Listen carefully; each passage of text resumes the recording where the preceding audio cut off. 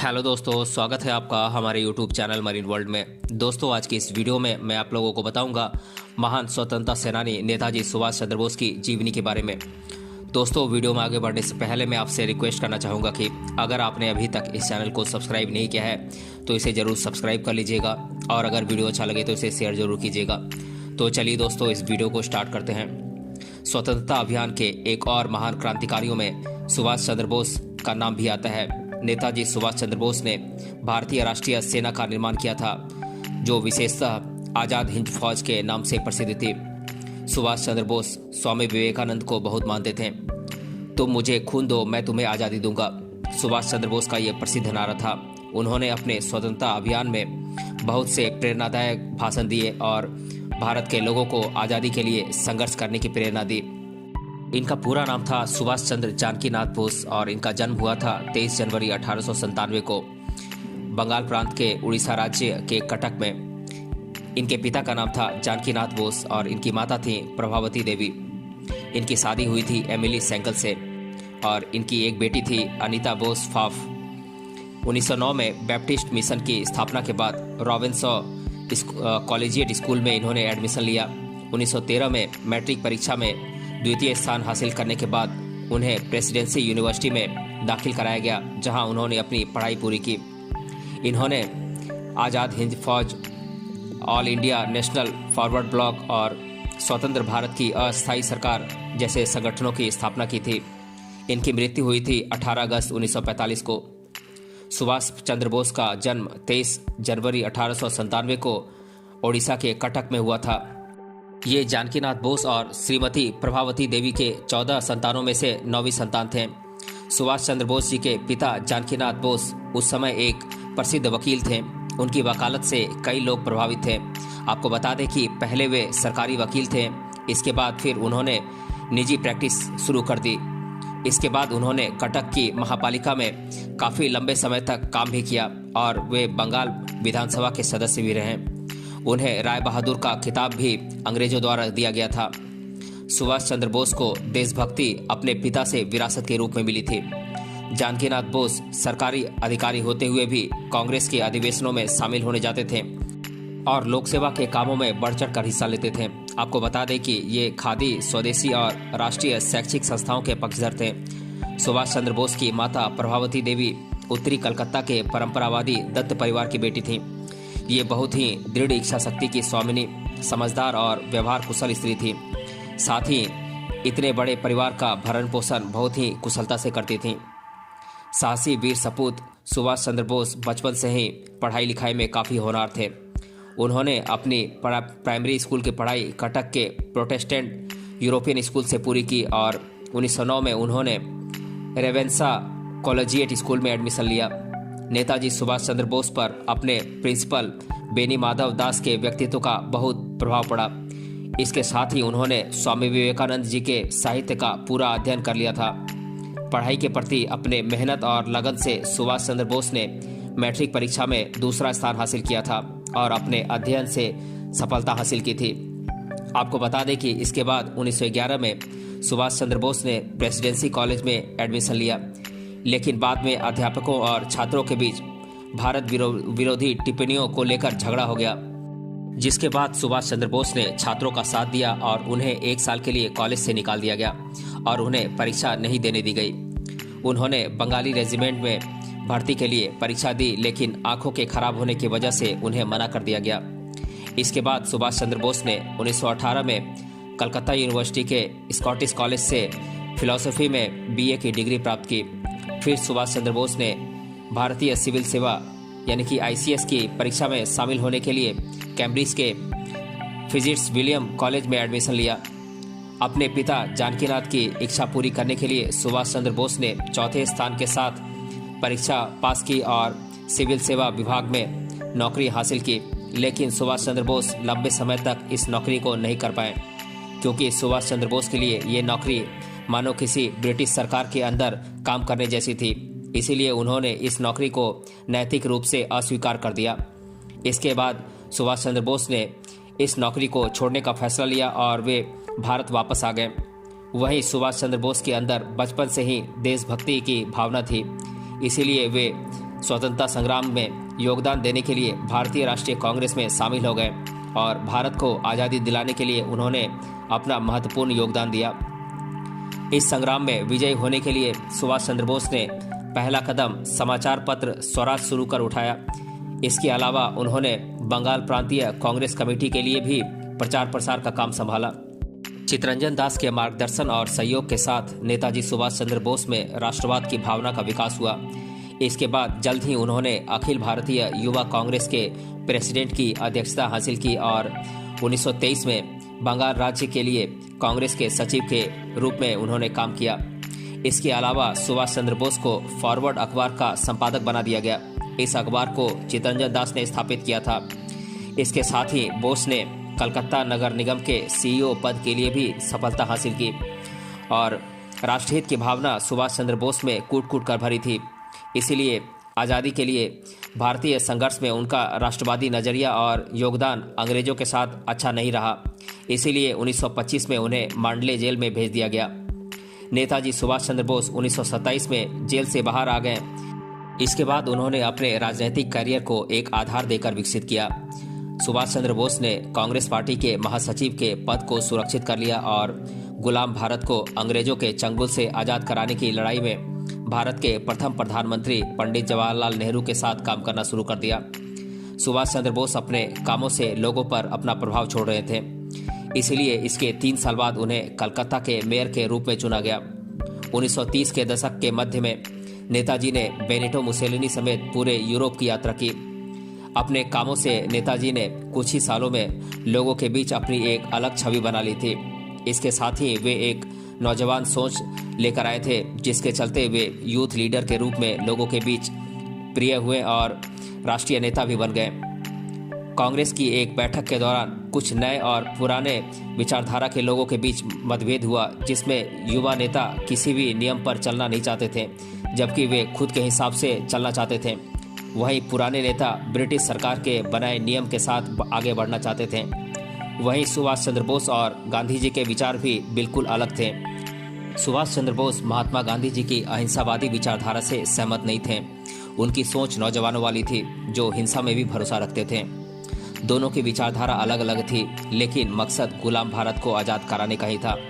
आपको बता दें कि जब नेताजी सुभाष चंद्र बोस ने कांग्रेस अध्यक्ष के पद के रूप में नामांकन जीता था, उस समय उनके नामांकन से महात्मा गांधी जी खुश नहीं थे। यहाँ तक कि उन्होंने बोस की प्रेसिडेंसी के लिए भी विरोध किया था, जबकि ये पूर्ण स्वराज प्राप्त करने के लिए ही था। बोस ने अपना कैबिनेट बनाने के साथ साथ भारतीय राष्ट्रीय कांग्रेस में मतभेदों का भी संघर्ष किया।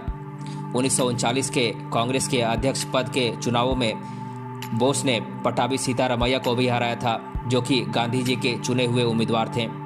लेकिन लंबे समय तक उनकी प्रेसिडेंसी जारी नहीं रह सकी, क्योंकि उनकी विश्वास प्रणाली कांग्रेस कार्यकारिणी समिति के विपरीत थी। 1939 का वार्षिक कांग्रेस अधिवेशन त्रिपुरी में हुआ था। इस अधिवेशन में बीमारी की वजह से वह शामिल नहीं हो सके। इसके बाद 29 अप्रैल 1939 को सुभाष चंद्र बोस ने कांग्रेस के अध्यक्ष पद से इस्तीफा दे दिया। कांग्रेस के अध्यक्ष पद से इस्तीफा देने के बाद सुभाष चंद्र बोस ने 22 जून 1939 को फॉरवर्ड ब्लॉक का गठन किया। हालांकि बोस ने ब्रिटिश शासकों का विरोध किया, लेकिन सुभाष चंद्र बोस ब्रिटिश सरकार के सुव्यवस्थित और अनुशासित रवैये से बेहद प्रभावित थे। द्वितीय विश्व युद्ध के दौरान सुभाष चंद्र बोस ने कांग्रेस नेतृत्व से बिना सलाह लिए भारत की तरफ से युद्ध करने के वायसराय लॉर्ड लिनलिथगो के फैसले के विरोध में सामूहिक नागरिक अवज्ञा यानी कि सिविल डिसोबीडियंस की वकालत की। उनके इस फैसले की वजह से उन्हें 7 दिन की जेल की सजा काटनी पड़ी थी और 40 दिन तक गृह गिरफ्तारी यानी कि होम आइसोलेशन नज़रबंदी झेलनी पड़ी थी। गृह गिरफ्तारी के 41वें दिन जर्मनी जाने के लिए सुभाष चंद्र बोस मौलवी का वेश धारण कर अपने घर से निकले और इटालियन पासपोर्ट में ऑरलैंडो मेजेटा के नाम से अफगानिस्तान, सोवियत संघ, मॉस्को और रोम से होते हुए जर्मनी पहुंचे। Adam von Trott zu Solz के मार्गदर्शन में सुभाष चंद्र बोस ने भारत के विशेष ब्यूरो की स्थापना की, जिसने जर्मन प्रायोजित आज़ाद हिंद रेडियो पर प्रसारण किया। सुभाष चंद्र बोस ने इस तथ्य पर भरोसा किया कि दुश्मन का दुश्मन एक दोस्त होता है और इस तरह उन्होंने ब्रिटिश साम्राज्य के खिलाफ जर्मनी और जापान से सहयोग की मांग की। बोस ने बर्लिन में फ्री इंडिया सेंटर की स्थापना की। वहीं फ्री इंडिया लीजन के लिए लगभग 3000 भारतीय कैदियों ने साइन अप किया था।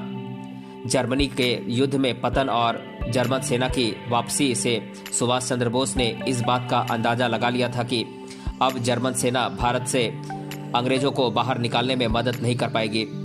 इसके बाद सुभाष चंद्र बोस जुलाई 1943 में जर्मनी से सिंगापुर चले गए, जहां उन्होंने भारतीय राष्ट्रीय सेना के गठन की उम्मीद फिर से जगाई। और आपको बता दें कि भारतीय राष्ट्रीय सेना को सबसे पहले कप्तान जनरल मोहन सिंह ने 1942 में स्थापित किया था। इसके बाद राष्ट्रवादी नेता रास बिहारी बोस ने इसकी अध्यक्षता की थी। बाद में रास बिहारी बोस ने इस संगठन की पूरी जिम्मेदारी सुभाष चंद्र बोस को सौंप दी थी। वहीं इसके बाद भारतीय राष्ट्रीय सेना यानी कि आईएनए को आजाद हिंद फौज और सुभाष चंद्र बोस को नेताजी के नाम से जाना जाने लगा। नेताजी ने न केवल सैनिकों को फिर से संगठित किया, बल्कि उन्होंने दक्षिण पूर्व एशिया में अप्रवासी भारतीयों का ध्यान भी अपनी तरफ खींचा। वहीं लोगों में फौज में भर्ती होने के अलावा वित्तीय सहायता भी उन्होंने देना शुरू कर दिया। आपको बता दें कि इसके बाद आजाद हिंद फौज एक अलग महिला इकाई के साथ उभर कर सामने आई। एशिया में इस तरह का यह पहला संगठन था। आजाद हिंद फौज ने काफी विस्तार किया और इस संगठन ने आजाद हिंद सरकार के एक अस्थायी सरकार के तहत काम करना शुरू कर दिया। उनके पास अपनी डाक टिकट, मुद्रा, अदालतें और नागरिक कोड थे और एक्सिस पावर के 9 देशों द्वारा स्वीकृत थी। 1944 में नेताजी सुभाष चंद्र बोस अपने भाषण से लोगों को मंत्रमुग्ध कर दिया। इसके साथ ही उनके इस भाषण ने उस समय काफी सुर्खियां भी बटोरी थी। आपको बता दें कि नेताजी ने अपने इस प्रेरक भाषण में लोगों से कहा था कि तुम मुझे खून दो, मैं तुम्हें आजादी दूंगा।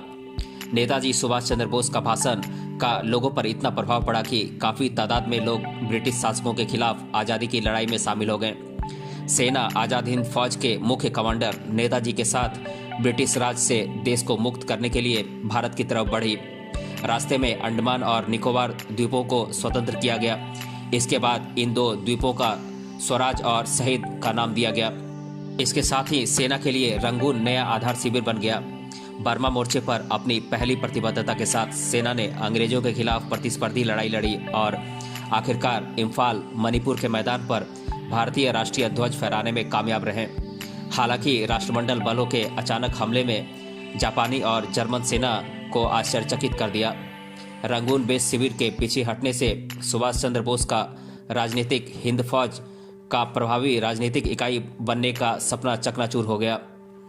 आजाद हिंद फौज की हार से निराश नेताजी ने सहायता मांगने के लिए रूस यात्रा करने की योजना बनाई, लेकिन 18 अगस्त 1945 को सुभाष चंद्र बोस जी के विमान का ताइवान में क्रैश हो गया, जिसकी वजह से उनकी मृत्यु हो गई। फिलहाल नेताजी की लाश नहीं मिली थी, साथ ही उस दुर्घटना का कोई भी सबूत नहीं मिला था। इसलिए सुभाष चंद्र बोस की मौत आज भी विवाद का विषय है और भारतीय इतिहास में सबसे बड़ी संशय है। फॉरवर्ड ब्लॉक के सदस्यों की अवहेलना के बाद बोस ने 1937 में ऑस्ट्रिया के एक पशु चिकित्सक की बेटी एमिली सेंकल के साथ विवाह कर लिया। दोनों की शादी हिंदू रीति रिवाजों से की गई थी। इसके काफी समय बाद इन दोनों की एक बेटी अनीता बोस फाफ का जन्म हुआ था। 18 अगस्त 1945 को रूस जाते समय रास्ते में दुर्भाग्यपूर्ण उनका विमान दुर्घटनाग्रस्त हो गया, जिससे उनकी मौत हो गई।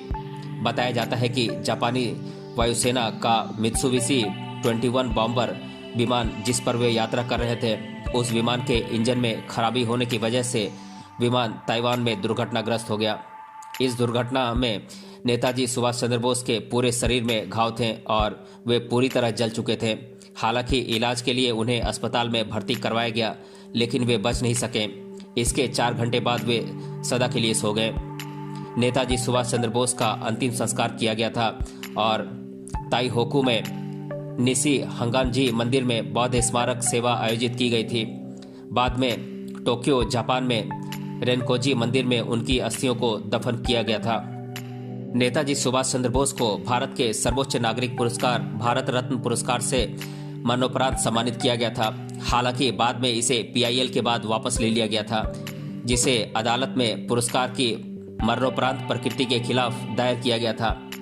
नेताजी सुभाष चंद्र बोस की एक प्रतिमा पश्चिम बंगाल विधानसभा के सामने बनाई गई है, जबकि उनकी तस्वीर की झलक भारतीय संसद के दीवारों में देखने को मिलती है। कुछ दिनों पहले ही नेताजी सुभाष चंद्र बोस को लोकप्रिय संस्कृतियों में चित्रित किया गया था। भारत के महान स्वतंत्रता सेनानी तथा आज़ाद हिंद सेना के कार्यवाहक के रूप में सुभाष चंद्र बोस खासे पहचाने जाते हैं। उनके स्वतंत्रता संग्राम में दिए हुए निडर और प्रेरणादायी योगदान की वजह से उनका जन्मदिन यानी कि 23 जनवरी पराक्रम दिवस के तौर पर देश भर में उत्साह के साथ मनाया जाता है। इस खास उपलक्ष्य पर नेताजी के कार्यों और स्वतंत्रता के लिए किए गए प्रयासों को मानवंदना अर्पित कर उनकी स्मृति में विभिन्न सांस्कृतिक कार्यक्रमों का आयोजन किया जाता है। इस मौके पर गणमान्य व्यक्तियों तथा समूचे देश भर के लोगों द्वारा नेताजी सुभाष चंद्र बोस जी को श्रद्धांजलि अर्पित की जाती है। तुम मुझे खून दो, मैं तुम्हें आज़ादी दूंगा। आज़ादी के लिए छेड़े गए स्वतंत्रता संघर्ष के दौरान इस भारतीय राष्ट्रवादी ने कहा था, जिसके बाद से लोग इनसे काफ़ी प्रेरित हुए और स्वतंत्रता संग्राम में बड़ी संख्या में शामिल हुए थे। नेताजी की अन्य प्रसिद्ध नारों में दिल्ली चलो और जय हिंद शामिल हैं। सुभाष चंद्र बोस अखिल भारतीय फॉरवर्ड ब्लॉक के भी संस्थापक थे।